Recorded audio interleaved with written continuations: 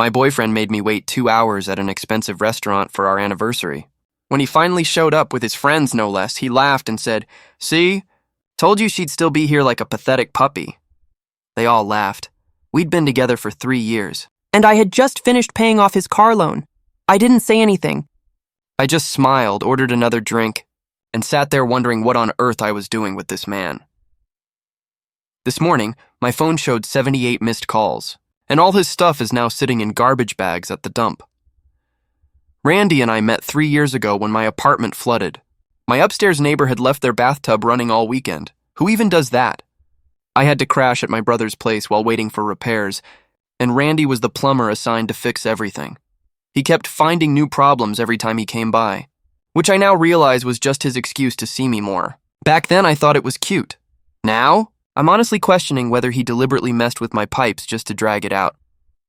Anyway, I remember thinking how easy it was to talk to him, which was rare for me because I'm usually super awkward around new people. Fast forward to year 1, things were pretty great.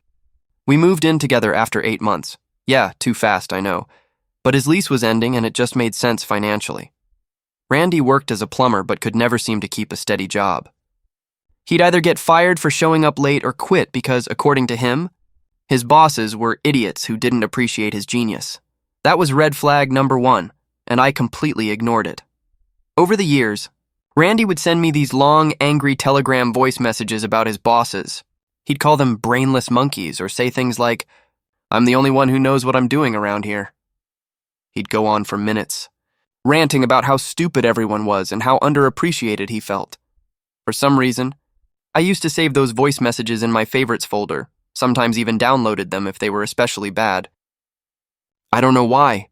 Maybe some part of me knew they'd matter someday. He did the same thing with his parents. Whenever they refused to loan him money, he'd send awful messages, calling his dad a pathetic excuse for a man and his mom a useless woman who can't think for herself. Once, after they said no to helping with his car payment, he sent a 5-minute rant about how they were failures who'd never accomplished anything and how he was embarrassed to even be related to them. I remember sitting there, listening, feeling so uncomfortable. But I just added that message to my favorites folder too, without even thinking about it. By year 2, I was covering most of our expenses. My job isn't amazing, but it's stable. And I kept telling myself that relationships are about balance. Sometimes one person carries more weight until the other gets back on their feet. Randy always promised that things would turn around soon. He just needed one good opportunity. Then, about 6 months ago, Randy's car broke down, a 2015 Mustang that was way beyond what he could afford. He was devastated because it was his dream car and he needed it to get to work. So like an idiot, I offered to help with the payment since not having a car was making him lose jobs. And somehow that help turned into me taking over the entire loan, $386 a month, which, by the way, was a huge stretch for me. But I convinced myself it was for us, that if he could just get stable, everything would even out. And yes, I know how stupid that sounds now. Several people have messaged me asking why I'd ever pay for his car, but in the moment it didn't feel stupid. It felt like I was helping the person I loved. Last night was our 3-year anniversary, and I had just made the final payment on his car last week. It had been such a financial strain, but I was proud of myself for finishing it. I'd made a reservation at this fancy restaurant downtown, the one we'd always talked about going to but never could afford. Honestly, I couldn't afford it either, but I wanted to do something special. I spent hours getting ready. New dress, hair done, makeup perfect. I felt hopeful. I got to the restaurant at 7 p.m. right on time for our reservation. And then, Randy texted that he was running late and told me to go ahead and get seated, that he'd be there by 7:30. So I did. I texted him 3 times after that. No response. By 8 I'd called twice, straight to voicemail. The waitress kept giving me these pitying little looks and gently asking if I wanted to order or maybe reschedule. I was so embarrassed, but I kept saying, "He's just running late." Probably traffic. Meanwhile, I was checking my phone every 2 minutes like an idiot. By 8:45, I'd been sitting there alone for almost 2 hours. I was about to leave when Randy finally walked in, with 4 of his friends. This wasn't some misunderstanding.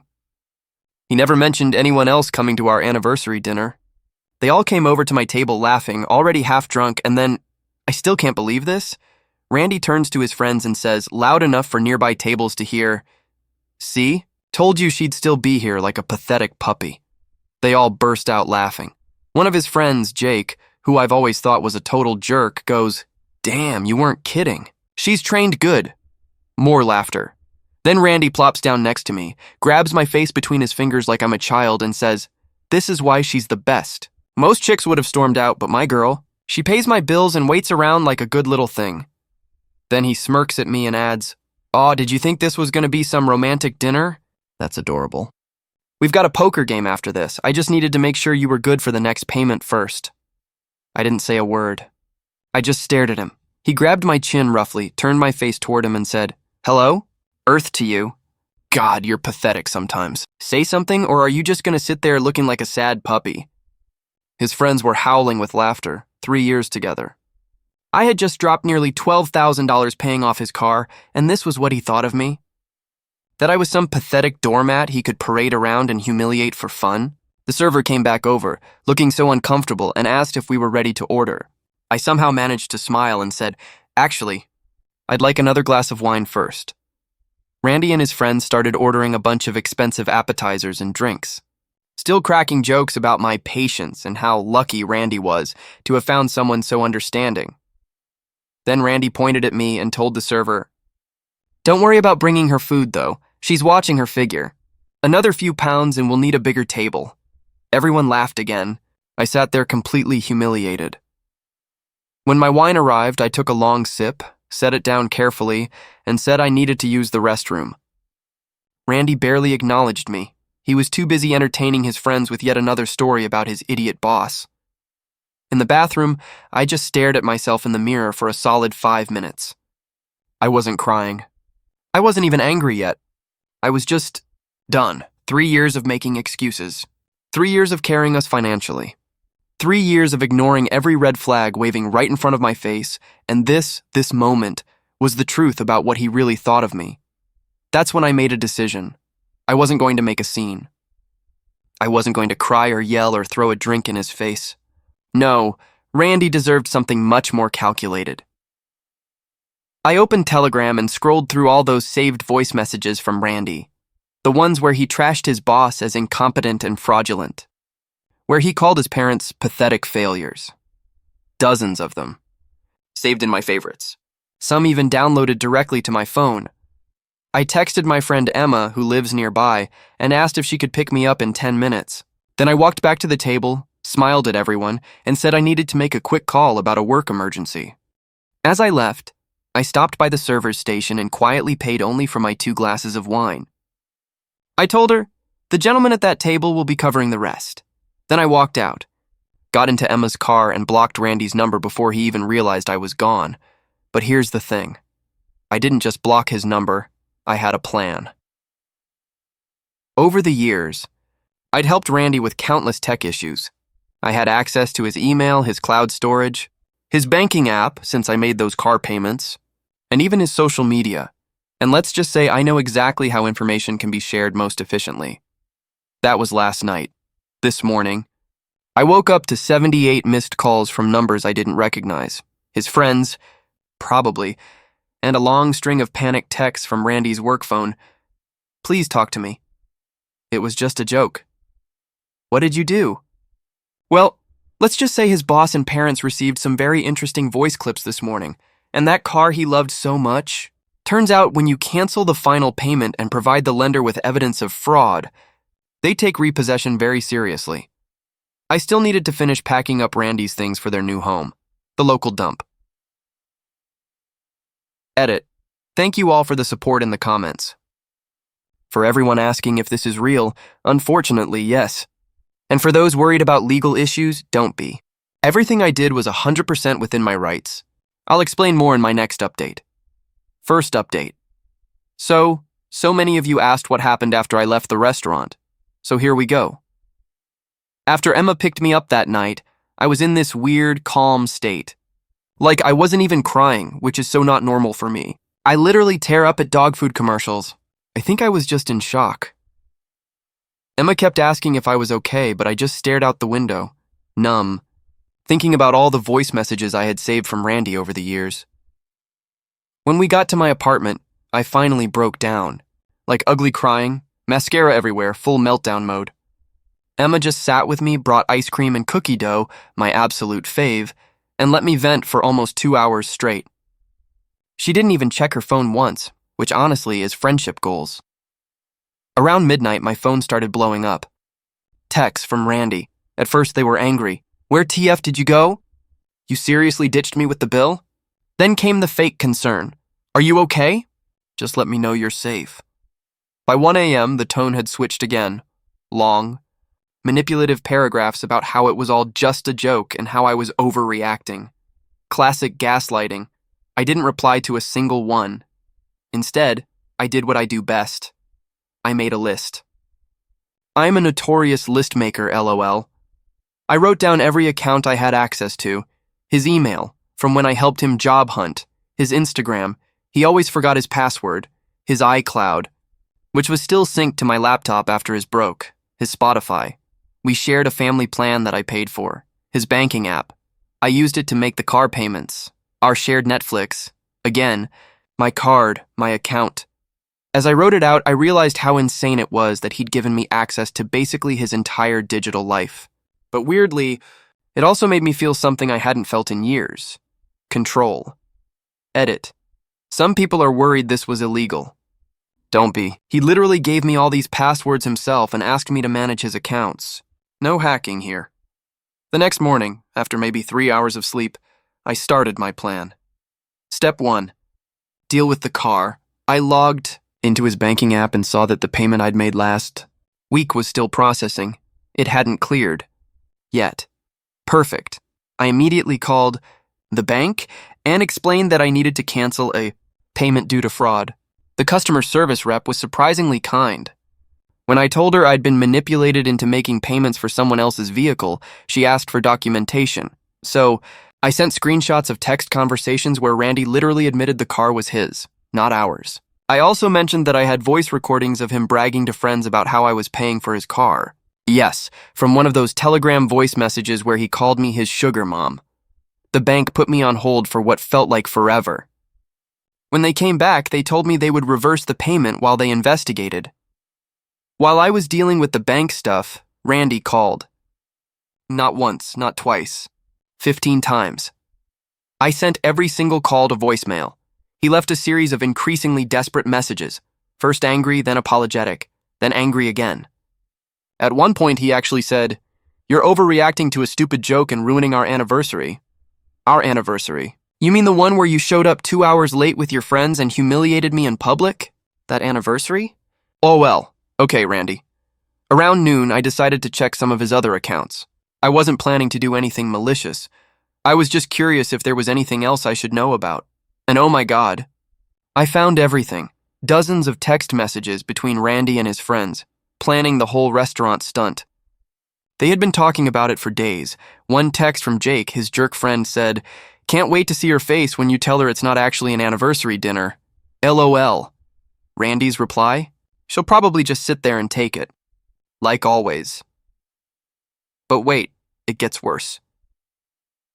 When I thought I'd seen the worst of it, I found the emails. There were dozens of them.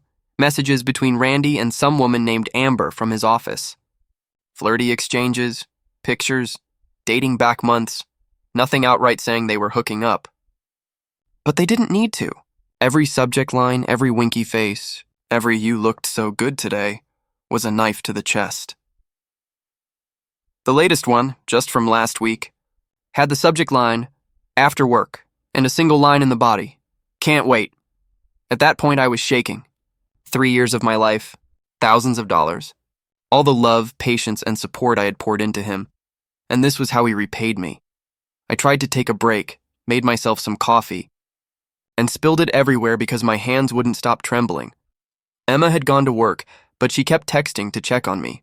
I sent her a quick "I'm fine," which was a lie, and went back to what I was now calling my investigation. Next, I opened his Google Drive, the one connected to his email. He had a folder called Voice Notes, mostly boring work stuff. But then I found a recording from about 3 months ago. It was him and Jake, laughing. She's basically my sugar mama, Randy said. I'm just keeping her around until something better comes along. I sat there, staring at my screen, the sound of their laughter echoing in my ears. I had given this man everything, and he had been mocking me the entire time. That's when I made another list. Because if there's one thing I do best, it's a list. Send voice clips to his boss, the ones where he calls him an incompetent idiot. Send voice clips. To his parents, the ones where he calls them failures and pathetic. Cancel all shared subscriptions pack. Up his stuff, change every password, and lock him out of my accounts. The first part was easy. I already had all the clips saved in my Telegram favorites folder, some even downloaded because they were that bad. I created a new Telegram account using a temporary number. Then I sent the audio files of Randy trashing his boss directly to his boss's contact, which I found easily in his email. He'd sent his resume there recently. Thanks, past Randy. Next, I sent the clips to his parents, the ones where he called them pathetic failures and mocked them for not being successful enough. I didn't write a single insult. No commentary. Just a simple message. Thought you should hear how Randy talks about you when you're not around. Then, I logged into every shared account, Netflix, Spotify, everything, and either changed the passwords or canceled them entirely. It felt incredible. Like I was surgically removing him from my digital life, one login at a time. Then came the hard part, packing. Randy had been living with me for over 2 years. His stuff was everywhere. Clothes, shoes, bathroom products, gaming equipment, all reminders of a man I no longer recognized. I started with his clothes, shoving them into garbage bags without folding a single thing. That alone felt rebellious. I'd spent years folding his laundry neatly, treating him like a king. Now? 7 full bags of clothes and shoes dumped together like trash. I was halfway through packing up the bathroom when my doorbell rang. My heart dropped. I froze. Peered through the peephole. And there he was. Randy, standing in the hallway holding a bouquet of flowers. Flowers, as if a few cheap roses could fix this. I didn't open the door. I didn't even move. He rang again. And again. Then started knocking. Then calling my phone, which thankfully was on silent. After a few minutes, his voice came through the door. You're being childish. We need to talk like adults. He went on and on, his tone flipping between fake calm and outright anger. After about 20 minutes, one of my neighbors must have threatened to call building security because I finally heard him stomp away, but not before sliding a note under my door. We need to talk. I'm sorry about last night. It was supposed to be a joke. Please call me a joke. Publicly humiliating your girlfriend, calling her pathetic, and parading her pain in front of your friends. That's not a joke. That's cruelty. I went back to packing with renewed determination. By 6 p.m., every trace of him, every reminder, every belonging was stuffed into 15 garbage bags. 3 years of my life reduced to plastic and trash ties. That's when my phone pinged. A new email notification. It was from the bank. The payment reversal had been approved. The money was coming back to my account within 3-5 business days. I actually did a little happy dance right there in my living room. And then, almost immediately, my phone buzzed again. A text from Randy. Why is there a tow truck at my apartment? What did you do to my car? I didn't respond. But I'll admit, I smiled. A lot. Around 8 p.m., my phone basically exploded with notifications. Turns out Randy's boss had received the voice clips I sent and immediately called him in for a meeting from the string of increasingly desperate texts Randy sent afterward. Let's just say it didn't go well. Apparently, his boss had already been suspicious about a few things at work. Hearing Randy call him an incompetent idiot who couldn't find his own ass with both hands was the final straw. Randy was put on probation pending review, but it didn't stop there. His parents also received their clips. They called him in tears, demanding to know why he would say such horrible things about them. According to Randy's messages, his mom was hysterical, and his dad wouldn't even speak to him. By 10 p.m., he was spamming me with long, rambling texts about how I had ruined his life and how one bad joke didn't justify what I'd done. He kept switching between begging for forgiveness and threatening me with legal action. I saved every message, but didn't respond to a single one. That night, I stayed at Emma's place again. Honestly, I was a little scared he might show up drunk or something, but by morning I felt lighter. For the first time in years, I'd actually stood up for myself. The next step was figuring out what to do with all his stuff. 15 garbage bags were taking up half my apartment, and there was no way I was going to see him face to face to give them back. That's when Emma suggested something that made me gasp. What if we just took it to the dump? At first, it felt too extreme, even for everything he'd done. Could I really just throw away all his things? Then I remembered the emails, the planned humiliation, the cheating, the 3 years of carrying him while he laughed behind my back, and suddenly it didn't feel extreme at all. So this morning, Emma borrowed her brother's truck, and we loaded up all 15 bags. Before leaving, I went through them one last time, just to make sure there weren't any important documents or sentimental family items. I'm not a monster. Then we drove to the local dump, and well, we dumped it. Watching the garbage truck crush his designer clothes and gaming collectibles was unexpectedly therapeutic. Each crunch felt like closure. On the way back, my phone rang, an unknown number. I didn't answer, but I listened to the voicemail later. It was Randy. They repossessed my car. I need my stuff back. I don't even have anything to wear to work tomorrow. Please. Too late, Randy, way too late. Back at my apartment, the place felt weirdly empty without his stuff, but also peaceful. I changed all the locks. My landlord was incredibly understanding when I explained what happened. I know some people will think what I did was harsh. But after 3 years of being treated like a doormat, it felt like justice. He earned every ounce of it, and apparently karma wasn't done with him yet. His friend Jake has been blowing up my phone with angry messages. Amber, the coworker he'd been flirting with, is now apparently confused about why Randy suddenly ghosted her. The dominoes are still falling, edit. For anyone asking, yes, I checked the legal stuff. The car was in his name, but all the payments I made were considered gifts, not obligations. So no, I'm not in any legal trouble. And don't worry, I kept every single document that actually mattered. I'm petty, but I'm not that petty. Second update, you guys are the best. The support on my last post has been insane, and so many of you wanted to know what happened next. So here's the tea from the past week since Randy's belongings found their new home at the local dump. The morning after, I woke up to this weird scratching noise at my door. Not loud enough to be knocking, just soft, persistent. I checked my doorbell cam, thank God I installed one last year after that package thief incident, and there he was. Randy, sitting on the floor outside my apartment, looking completely wrecked.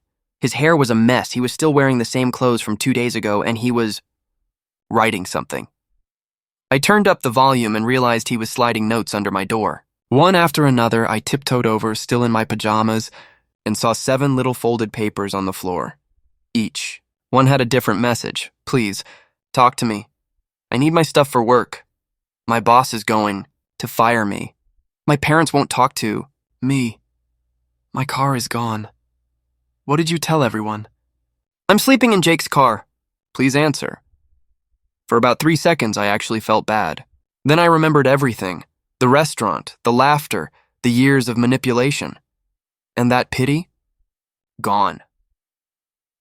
Then I remembered sitting alone in that restaurant for 2 hours, while he and his friends planned to humiliate me. Nope. Not today. Satan.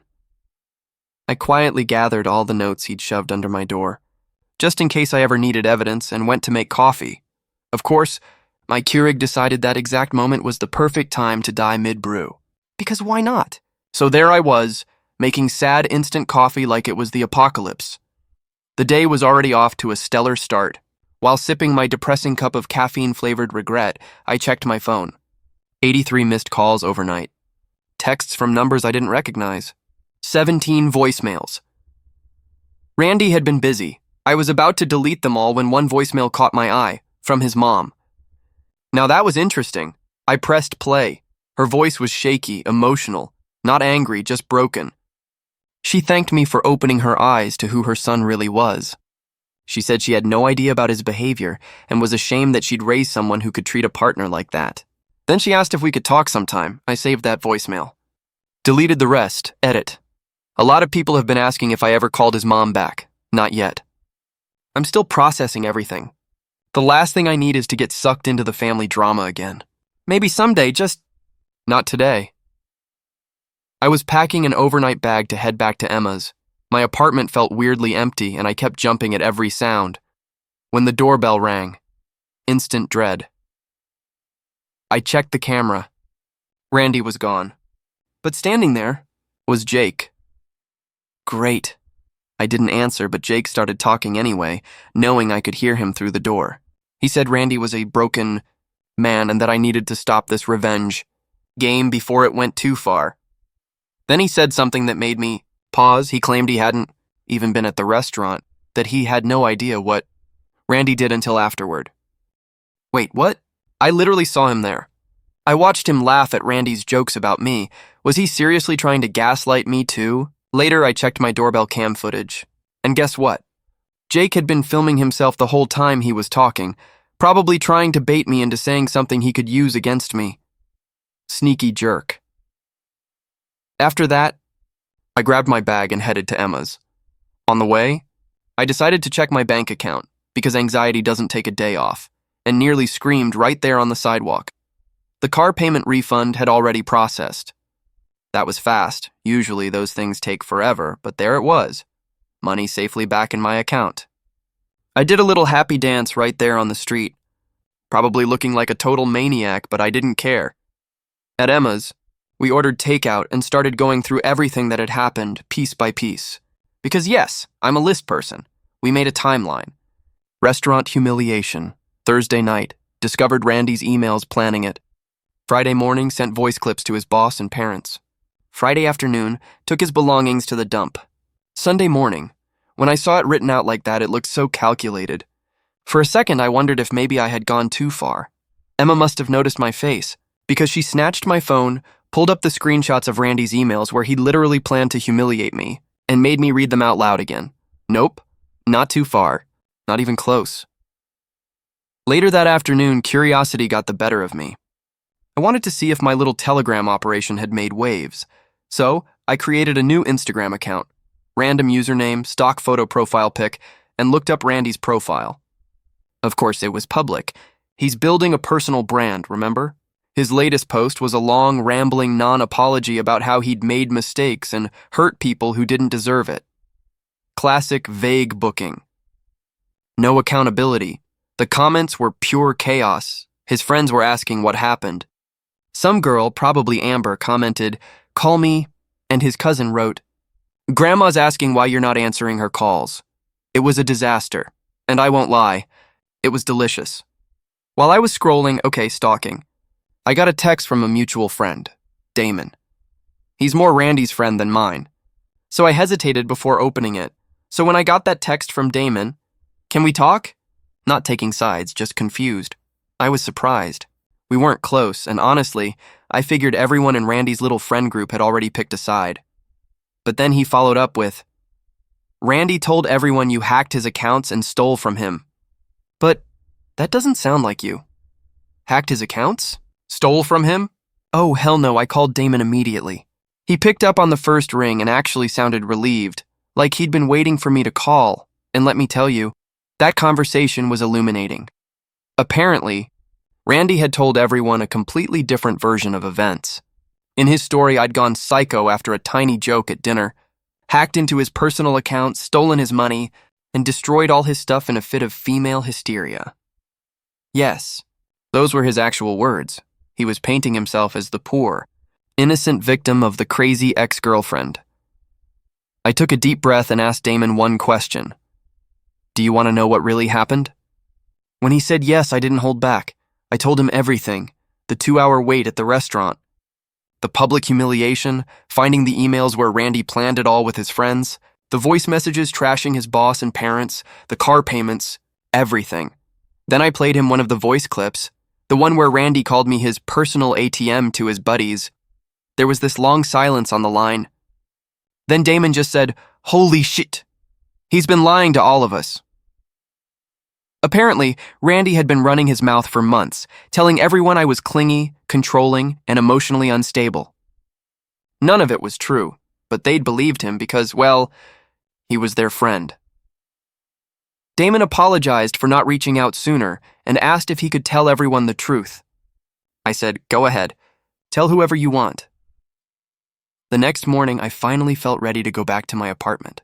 Emma came with me, because of course she did, just to make sure Randy wasn't lurking around. The hallway was clear, but there were more notes under my door. This time, they were angrier. "You're ruining my life. You'll regret this. And my personal favorite, I know what you did with my stuff." Yeah, Randy. I took it to the dump. That wasn't exactly a secret. I spent the rest of the day deep cleaning my apartment and rearranging furniture. It's wild how moving a couch to a different wall can make a place feel brand new. I threw out the old sheets from our bed, too many bad memories, and ordered new ones online. Even hung up the art prints I'd kept in the closet because Randy said they were too girly. For the first time in a long time, my apartment actually felt like mine. Then Wednesday morning brought something unexpected. I got an email from Randy's workplace, not his boss, but HR. They said they were investigating a situation and wanted to know if I'd be willing to provide any information about Randy's professional conduct. I'm guessing his boss played them, those lovely voice clips after putting Randy on probation. I replied that I'd be happy to share what I knew, which was limited to the voice. Messages Randy had voluntarily sent me, and I made it clear I hadn't recorded or obtained anything illegally. They thanked me and asked me to forward anything relevant, so I sent 3 of the worst ones, the ones where he called his boss incompetent, bragged about doing his boss's job for him, and admitted to taking long breaks without telling anyone. I don't know exactly what happened after that, but that night Randy's Instagram had a cryptic post about unemployment in America, so draw your own conclusions. Then Thursday, things got even weirder. I was at the grocery store when I literally ran into Randy's mom. Awkward doesn't even begin to cover it. I tried to smile politely and move on, but she stopped me. She wasn't angry at all, just sad. She thanked me for sending those voice clips. Apparently, she and Randy's dad had been supporting him financially for years, paying his bills, helping with that car, without realizing he was mocking them behind their backs.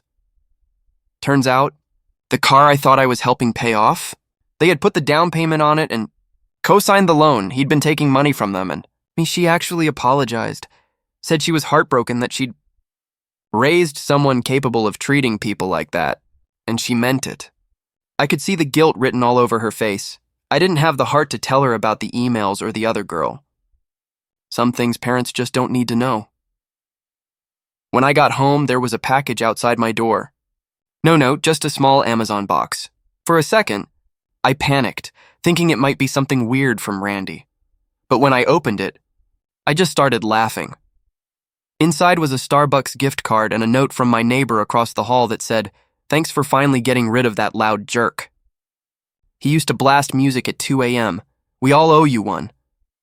I swear I laughed so hard I cried. It felt like the universe itself was saying, "Good job, girl. You're finally free." When I wasn't home, apparently Randy had been rude to several neighbors, who, funny enough, are now very friendly to me.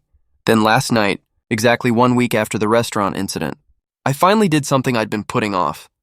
I changed all my social media to private and blocked all of Randy's new accounts. 3 so far. By the way, since I blocked the original ones, I also changed my phone number. Total hassle. Yes, worth it for the peace of mind? Absolutely. And then this morning, drum roll please, I got a letter from the car loan company confirming that the loan had been terminated and the vehicle repossessed. They even included photos of the car being towed from outside Jake's apartment, where Randy had apparently been crashing.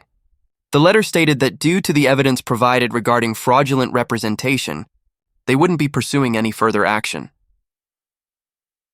Translation: the loan was Randy's problem now. Emma called to check on me and asked if I felt bad about any of it. I thought about it for a minute and realized I didn't. Not even a little bit. Randy spent 3 years taking everything he could from me. My money, my time, my self-esteem. All I did was hold up a mirror and let everyone see who he really was, using his own words and actions. So what's next? I've started putting the old car payment money into a savings account instead. And I'm seriously considering adopting a cat from the local shelter. something Randy would never allow because he claimed he was allergic. He wasn't.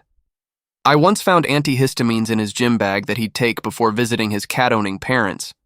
As for Randy, last I heard from Damon, he's still staying on Jake's couch, still doesn't have a job, his car is gone, his stuff is gone, and his reputation is in ruins, all because he couldn't resist trying to humiliate the one person who actually cared about him.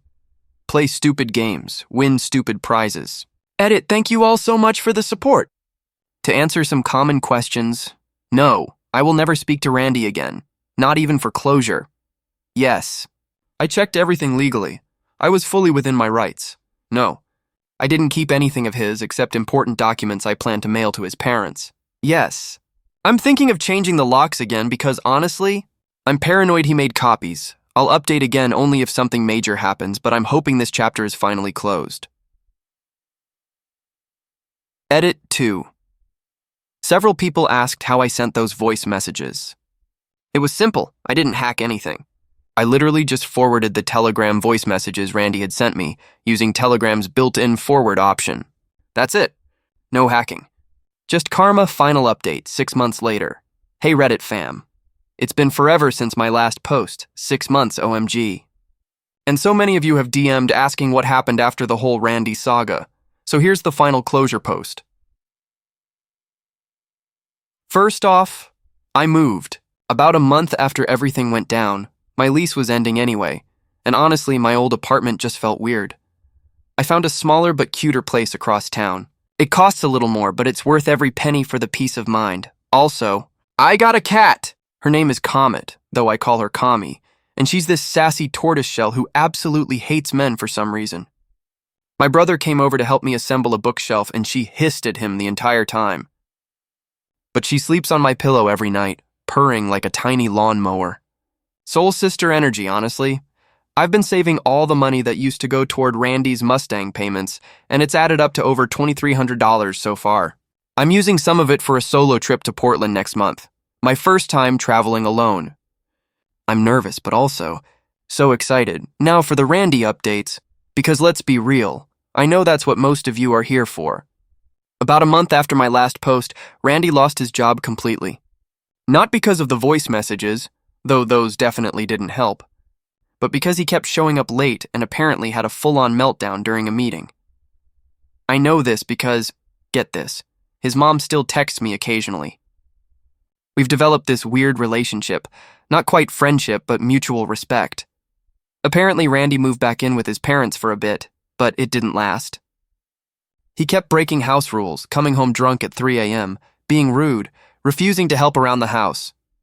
So they finally gave him an ultimatum. Get a job and contribute or move out. He chose to move out. Now he's apparently crashing on various friends' couches, though that list is shrinking fast. His car was sold at auction by the loan company.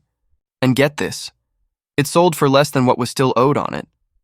So now he's stuck making payments on a car he doesn't even have anymore. He even tried to blame me legally for it. But his own lawyer told him he didn't have a case since the payments were never my responsibility. And that's pretty much it. I'm in therapy now. I've rebuilt my confidence and I'm happier than I've been in years. I cook new recipes, go on hikes, binge-watch terrible reality shows with Kami, and actually sleep through the night. If you'd told me a year ago that I'd be living alone, laughing again and planning a solo trip, I wouldn't have believed you. But here I am. Randy was a lesson, a brutal one but a necessary one. Because sometimes losing the wrong person is the best way to find yourself again. It turns out the payments I made were considered gifts, and I had evidence of his fraud. Amber, the girl from his work and is now apparently his girlfriend, but from what I hear through mutual friends, it's super toxic. She found out he was talking to girls on Tinder while he was with her, but took him back anyway. They've broken up and gotten back together like 4 times already. Poor girl. She's where I was 3 years ago. And I genuinely hope she figures it out faster than I did. Oh, and the weirdest part, about 3 months ago, Randy's brother reached out to me on Instagram. We'd only met a couple times during my relationship with Randy, so it was super random. He apologized for his brother's behavior and then asked me out. I was like, "Sir, this is not appropriate." I politely declined and blocked him too. Some people have zero self-awareness, I swear. I added up approximately how much I spent on Randy over those 3 years. Between car payments, covering rent when he was between jobs, paying for most of our dates, and various loans that were never repaid, and it came to over $30,000. That's a down payment on a house. I could have traveled the world. I could have paid off student loans. Instead, I funded the lifestyle of someone who called me a pathetic puppy to my face. Edit. A bunch of people in the comments are saying I went too far, that getting him fired and sending stuff to his parents was cruel. First, I didn't get him fired. His own words got him put on probation and then led to consequences. Second, if you're still defending him after he planned and executed a public humiliation of someone who supported him for years, maybe examine why that is. Some of you asked if I'd ever consider talking to him again for closure. The answer is no. I don't need to hear his excuses or his side of the story. My closure came the moment I walked out of that restaurant 6 months ago. Everything since then has just confirmed I made the right choice. So that's where things stand, Reddit. If you take anything from my story, let it be this. When someone shows you who they are, believe them the first time. And if they call you a pathetic puppy, well, take their car payments back and dump their stuff at the local landfill. Mostly a joke, mostly.